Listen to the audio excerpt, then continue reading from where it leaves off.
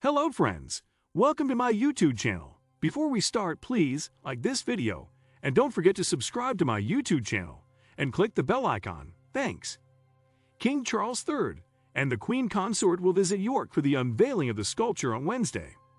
The monarch will enter the city at Micklegate, the traditional royal entrance into the city, where he will be greeted by well-wishers.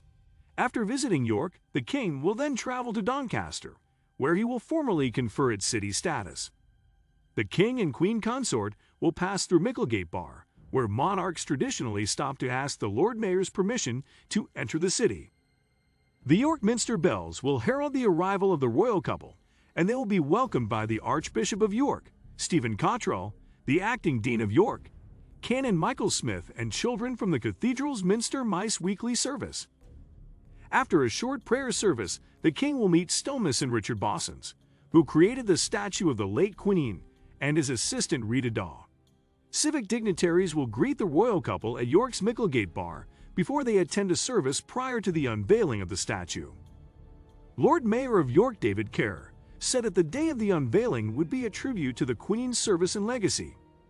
He said, "I am thrilled to be able to welcome him on what I am certain will be a day which combines great joy at his visit and reflection on the great service and legacy of his late mother, Queen Elizabeth II. The statue was designed by expert carver and stonemason Richard Bosson, who has been part of York Minster's Stoneyard team since 2011. He has portrayed the late monarch in her garter robes with the orb and scepter, which were the symbols of her office as head of the church and state. The Queen is also depicted wearing the George IV state diadem. Carved from a block of lapine stone, the French stone used in the statue has previously been used for figurative carvings on the minster. It was also used for the restoration of the west window in 2000. Mr. Bosson said that the statue, which will weigh nearly 2 tons, will reflect the poise and presence of the late monarch. He said, "There have been several challenges to overcome with this project in terms of the design. First and foremost, I have to compliment the magnificent medieval facade of the Minster.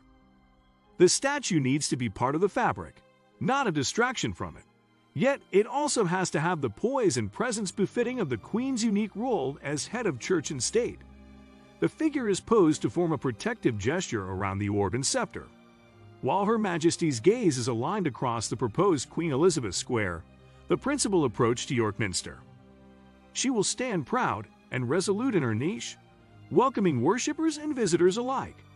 The King and Queen Consort will then travel to Doncaster to confer city status in a special ceremony at the Mansion House. Their Majesties will be met by the Lord Lieutenant of South Yorkshire, Dame Hilary Chapman, the Civic Mayor, Clogher Ian Pearson, and Junior Civic Mayor, Evia Shaw-Lewis. Road closures will be in place in both cities during the royal visits. So what do you think about this news, guys? Please share your personal opinion with us in the comments section below. Thank you.